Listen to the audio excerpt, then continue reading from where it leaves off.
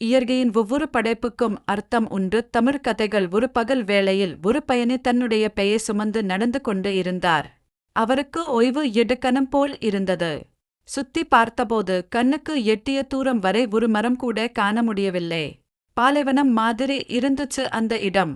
ஆனா அவருக்கு ஓய்வு ரொம்பவே அவசியமாக இருந்துச்சு.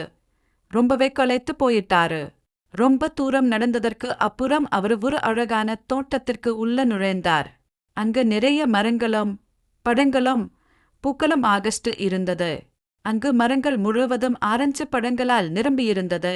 சிறிது தூரம் சென்ற பிறகு அவருக்கு கீழே விழுந்த ஒரு ஆரஞ்சு பழம் கிடைத்தது. அதை அவர் எடுத்து உண்ண ஆரம்பித்தார்.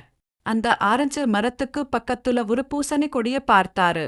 அதுல மிகவும் பெரிய பெரிய பூசணிக்காய்கள் இருந்தது. அவர் அதை பார்த்ததும் யோசித்தார், இந்த பூசணிக்கொடி இவ்வளவு சின்னதா இருக்கு, ஆனா காயோ ரொம்ப பெருசா இருக்கு. ஆரஞ்சு பழமோ சின்னதா இருக்கு, ஆனா அது பெரிய மரத்தில் காய்க்கிறது. இந்த இயற்கை ரொம்பவே முரண்பாடா இருக்கு. இந்த இயற்கையை படைத்தவங்களுக்கு கண்டிப்பா ஒன்றுமே தெரியாம தான் இருந்திருக்கும். அப்படி சுற்றி இருந்த எல்லா படைப்புகளையும் ஏளனம் செஞ்சுட்டு இருந்தார்.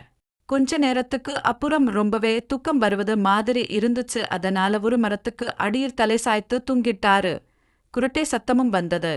திடீரென்று அந்த பயணி தலையில் ஏதோ வந்து விழுந்தது. அவர் இருந்து பார்த்தபோது ஒரு ஆரஞ்சு பழம் தன் காலுக்கு பக்கத்தில் கிடந்தது. உடனே அவருக்கு புரிந்தது, இந்த ஆரஞ்சு பழம் தான் தன்னுடைய தலையில் விழுந்தது என்று.